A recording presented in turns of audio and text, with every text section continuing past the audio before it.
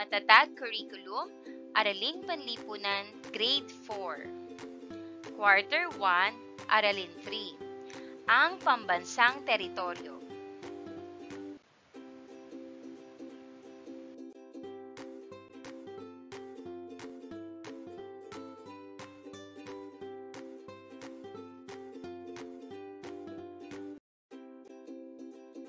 Magandang buhay! Kumusta? Handa na ba kayo sa bagong aralin natin ngayong araw? Kung oo ang iyong sagot, simulan na natin. Ang ating aralin ay tungkol sa ang pambansang teritoryo. Muli, ako si Teacher Aika, ang inyong online teacher.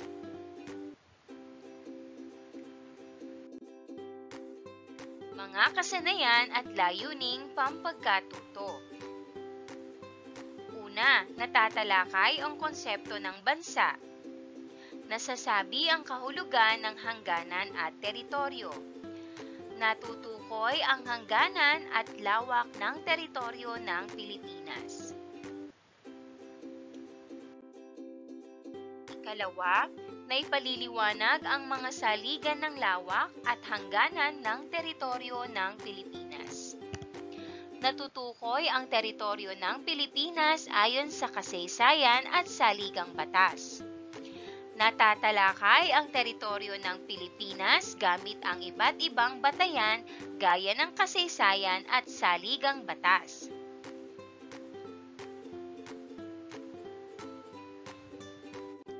Magkaroon tayo ng munting balik-aral. Ito ay may pamagat na Suri Mapa. Suriin ang mapa. Gamit ang mapa ay punan ang chart ng bansa, pulo at anyong tubig na pumapalibot sa Pilipinas at ipasagot ang tanong sa ibaba pagkatapos ng gawain.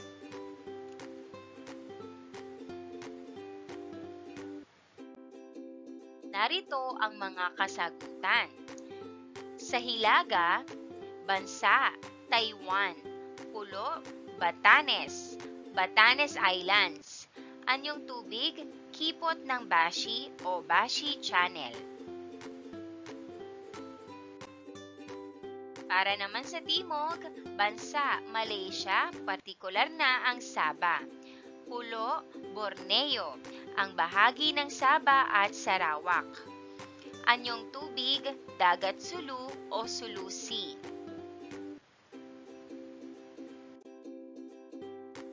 Kanluran naman, bansa, Vietnam, sa malayo, sa kabilang bahagi ng dagat, Timog China. Pulo, Palawan, bagaman bahagi ng Pilipinas, malapit sa iba pang mga pulo sa West Philippine Sea. Anyong tubig, Dagat Timog China o West Philippine Sea. Para naman sa silangan, bansa, walang direktang bansa sa silangan, ngunit ang pinakamalapit na lupain ay ang Northern Mariana Islands. Pulo, ang Pilipinas mismo ang pangunahing pulo. Anyong tubig, Dagat Pilipinas o Philippine Sea.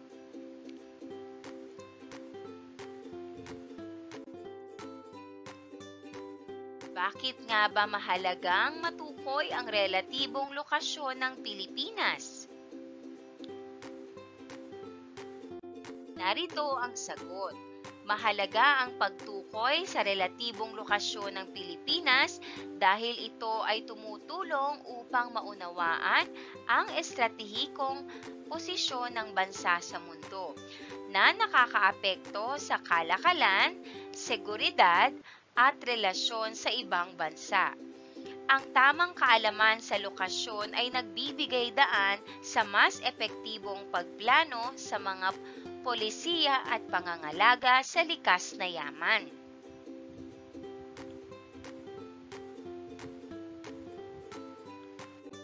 Para naman sa ating ikalawang gawain, hikayatin ang bawat mag-aaral na magbahagi ng dating kaalaman kaugnay sa paksang natatalakay tungkol sa relatibo at tiyak na lokasyon ng Pilipinas.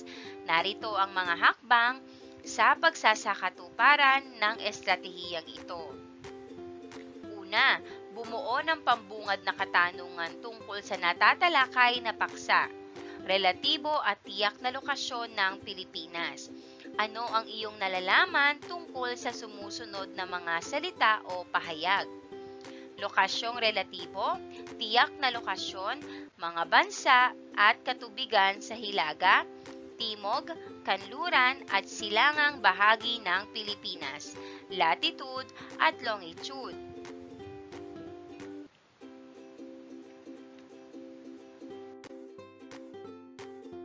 Para naman sa ating ikatlong gawain, hashtag. Gamit ang larawan ng mapa ng Pilipinas sa Timog Silangang Asya, mag-isip ng hashtag na nagsisimula sa T at H. Ang mag-aaral tungkol sa kahalagahan nito sa pagtukoy ng sakop ng Pilipinas. At pagkatapos ay magbibigay sila ng konting paliwanag sa napiling hashtag.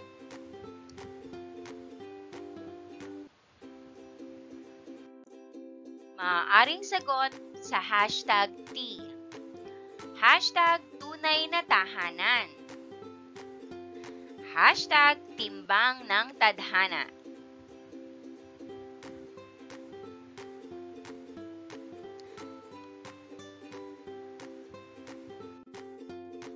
Maaaring sagot para sa hashtag H.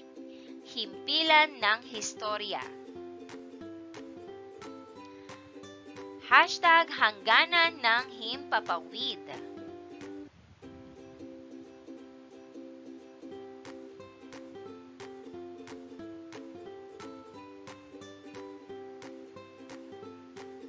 Maaari mo itong gamitin o maaari ka ring gumawa ng sarili mong hashtag, batay sa iyong pagkakaunawa o pagkakaintindi sa aralin.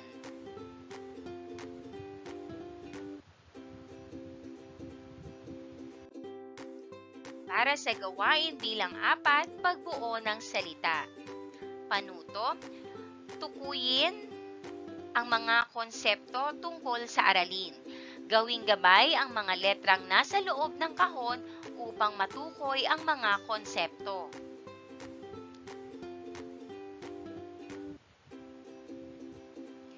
Una, isang mahalagang elemento ng estado. Ang mga lugar na tinitirhan ng mga tao, gayon din ang mga sakop na lugar na nasa ilalim ng jurisdiksyon ng estado. Ang tamang sagot, teritoryo. Mahusay. Ikalawa, ang lugar o punto kung saan natatapos o nagsisimula ang isang bagay at ang pinakamalayo o pinakamataas na punto na maaaring marating o hindi dapat lampasan.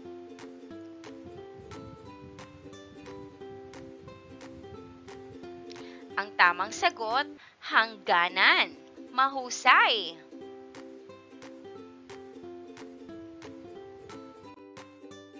Ikatlo, isang formal o di formal na pagkakasundo sa pagitan ng dalawa o higit pang mga partido na may mga tuntunin at kondisyon ukol sa isang bagay o issue.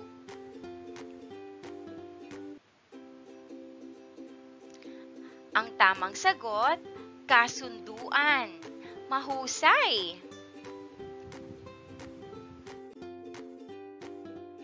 Ika-4, ang pinakamahalagang dokumento na nagbabalangkas sa paggawa ng batas, istruktura ng pamahalaan at nagtatakda ng mga prinsipyo, polisiya, karapatan at responsibilidad ng mga mamamayan.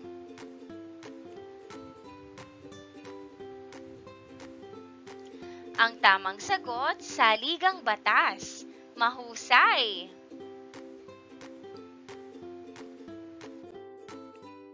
Pambansang teritoryo ng Pilipinas.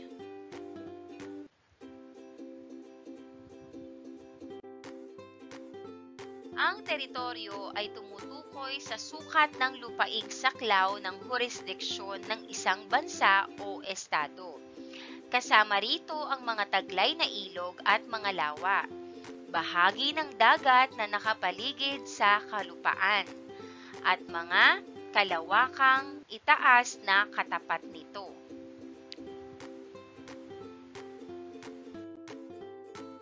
Ito ay maaaring mauri bilang kalupaan o terestrial, katubigan o fluvial, halimbawa nito ay ang mga ilog at lawa, karagatan o maritime, at kalawakang itaas o aerial.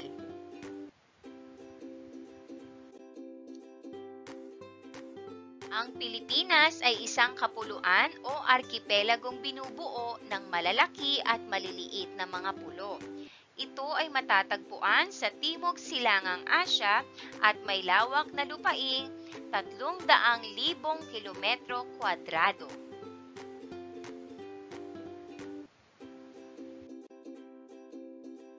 Samantalang ang lawak ng lupa kasama ang lawak ng sumakop sa 12 milyang teritorial ng karagatan ay 538,564 kilometro kwadrado.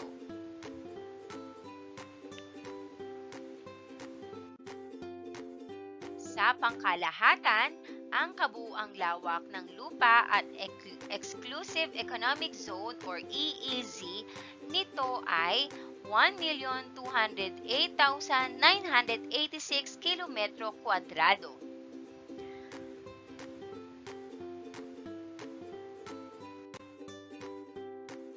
Mahalagang matiyak ang pambansang teritoryo ng isang bansa upang maiwasan ang anumang pakikialam ng mga dayuhan. Ang kabuuang teritoryo ng Pilipinas ay nakasaad sa mahahalagang kasulatan at mga datos na nababatay sa kasaysayan ng bansa at saligang batas.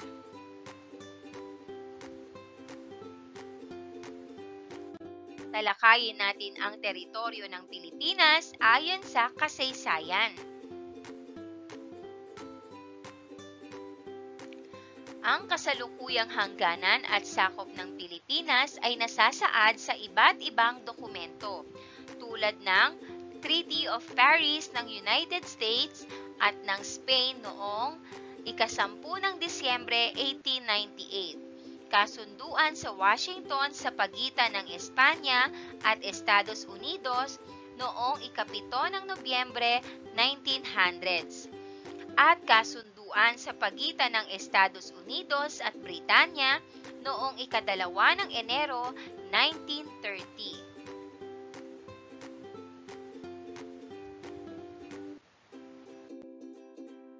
Unahin natin ang kasunduan sa Paris noong 1898 o Treaty of Paris. Ang kasunduan sa Paris ay tumapos sa digmaan sa pagitan ng Estados Unidos at Espanya na naganap noong ika-25 ng Abril hanggang Agosto 1898. Nagwagi ang Estados Unidos sa digmaan. Ang kasunduan ay nilagdaan ng mga kinatawan ng gobyerno ng Estados Unidos at kaharian ng Espanya noong ika-10 ng Disyembre 1898. Nakasaad sa kasunduan na isusuko ng mga Espanya ang Cuba, Puerto Rico, Guam at Pilipinas sa Estados Unidos. Nasasaad din sa kasunduan na babayaran ng 20 milyong dolyar ang Espanya bilang kapalit sa pagbili ng Pilipinas. Kaya ang Pilipinas ay muling naipasailalim sa kapangyarihan ng panibagong mananakop, ang Estados Unidos.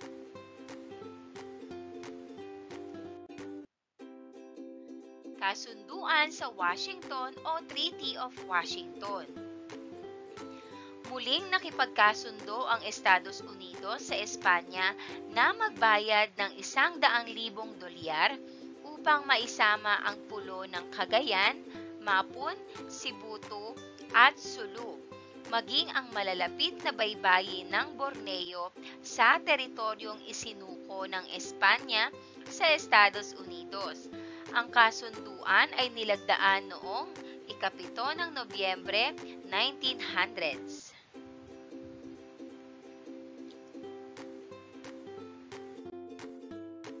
Kasunduan naman sa pagitan ng Estados Unidos at Britanya. Itinakda ng kasunduang ito ang pagbalik ng Turtle Islands or Tawi-Tawi at Mangsi Islands sa teritoryo ng Pilipinas. Ang pulong ito ay nasa pagitan ng Borneo at Sulu. Pinamamahalaan ito ng mga British, kaya nang mapunta sa pamamahala ng Estados Unidos ang Pilipinas, nagkaroon ng kasunduan na isama sa teritoryo ng Pilipinas ang pulong ito. Nilagdaan ito noong ika-2 ng Enero 1930. Teritoryo ng Pilipinas ayon sa Saligang Batas.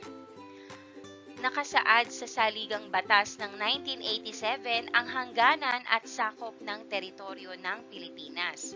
Matatagpuan sa Artikulo 1, Section 1 na ganito ang isinasaad. Ang pambansang teritoryo ay binubuo ng Kapuluang Pilipinas, kasama ang lahat ng pulo at karagatang nakapaloob dito, at lahat ng iba pang teritoryo na nasa ganap na kapangyarihan o saklaw ng Pilipinas, kasama ang dagat teritorial, ang kalawakan, ang kailaliman ng lupa, ang ilalim ng dagat, at mga kalapagang insular.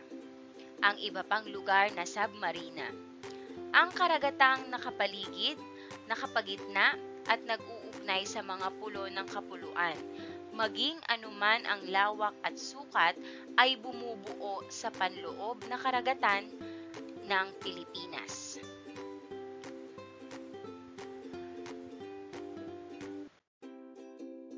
Sa makatuwid, ang pambansang teritoryo ng Pilipinas ay binubuo ng mga sumusunod. Una, kalawakang panghimpapawid. Ito ang tumutukoy sa bahagi ng kalawakang sumasakop sa teritoryong lupain at karagatan ng Pilipinas. Ikalawa, dagat teritorial.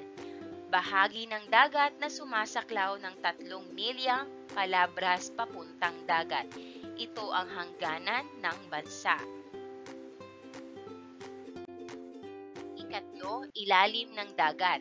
Tumutukoy ito sa lupang nasa ilalim ng dagat.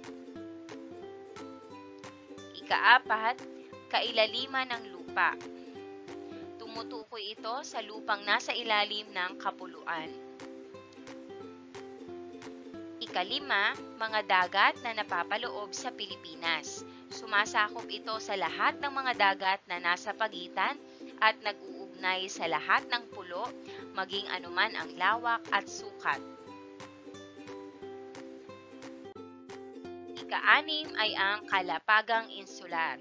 Ito ay sumasakop sa bahagi ng kontinente o kalupaan na nasa ilalim ng tubig na bahagi ng kalatagan ng dagat na nakadugtong sa baybayin ng isang pulo o kontinente. Magkaroon tayo ng isang gawain, info chart kung tawagin. Sa pamamagitan ng chart, pupunan ng mga mag-aaral ng mga impormasyon na naaayon sa hinihingi nito. Narito ang hakbang sa estratehiyang ito. Una,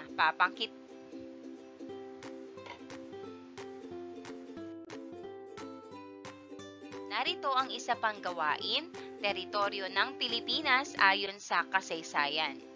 Punan ng wastong impormasyon ang mga sumusunod. Mahalagang petsa, kasunduan o batas, mga probisyon. Narito ang mga kasunduan. Kasunduan sa Paris, kasunduan sa Washington, at kasunduan sa Estados Unidos at Britanya.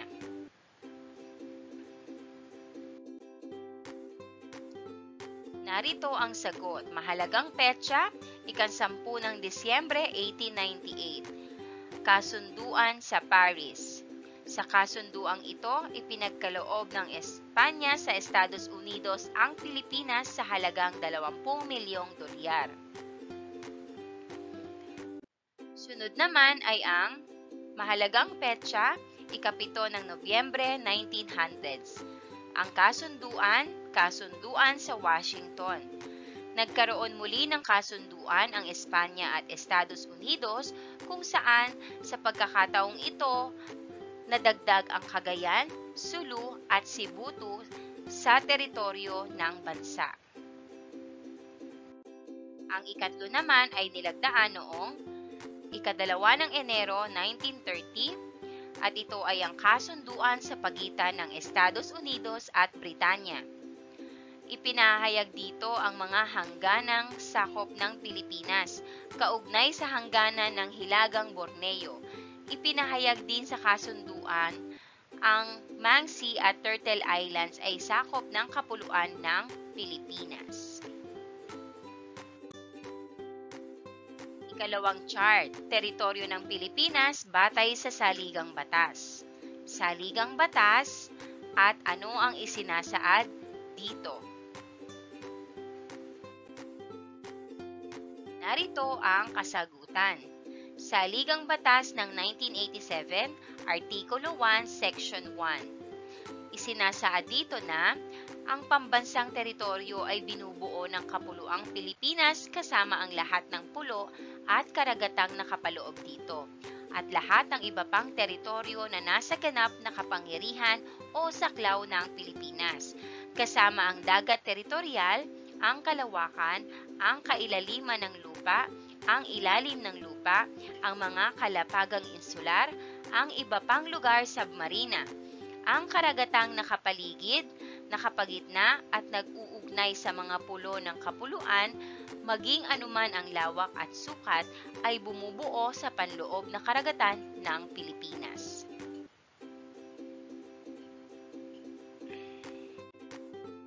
Narito ang ating gawain. Panuto, itataas ng mag-aaral ang salitang kasaysayan kung ang tinutukoy na pahayag ay teritoryo ng Pilipinas ayon sa kasaysayan at saligang batas kapag ito ay tumutukoy sa teritoryo ng Pilipinas ayon sa saligang batas. Kasaysayan at salitang or saligang batas. Narito ang mga pahayag. Number 1, kasunduan sa Paris noong Disyembre 10 na 1898. Ang tamang sagot mga bata ay kasaysayan, mahusay. Number 2, ang kalawakang panghimpapawid ay bahagi ng teritoryong lupain ng Pilipinas. Ang sagot mga bata ay saligang batas. Tama. Number 3. Ang ilalim ng dagat ay lupang nasa ilalim ng dagat na teritoryo ng Pilipinas. Ang sagot mga bata ay saligang batas. Tama. Number 4. Ang Mansi at Turtle Islands ay sakop ng kapuluan ng Pilipinas. Ang sagot mga bata ay kasaysayan. Tama. Number 5. Ipinagkaloob ng Espanya sa Estados Unidos ang Pilipinas sa halagang 20 milyong dolyar. Ang sagot mga bata ay kasaysayan. Tama. Number 6, kasunduan sa Washington noong ika-7 ng Nobyembre 1900s. Ang sagot mga bata ay kasaysayan. Tama.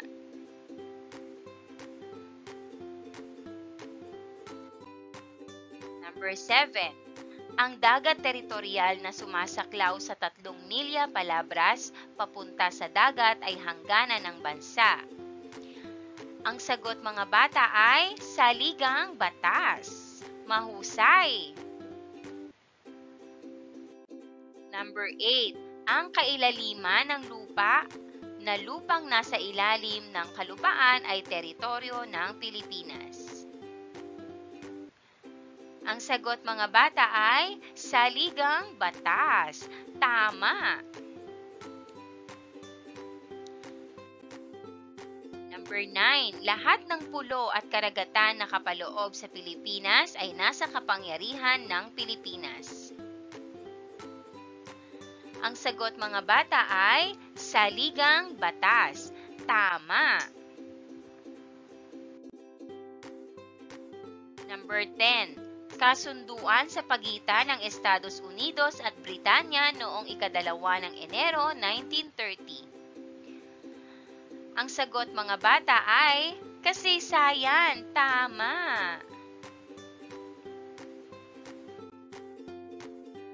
Diagram ng pang-unawa. Balikan muli ang mga napag-aralang konsepto tungkol sa teritoryo ng Pilipinas ayon sa kasaysayan at saligang batas.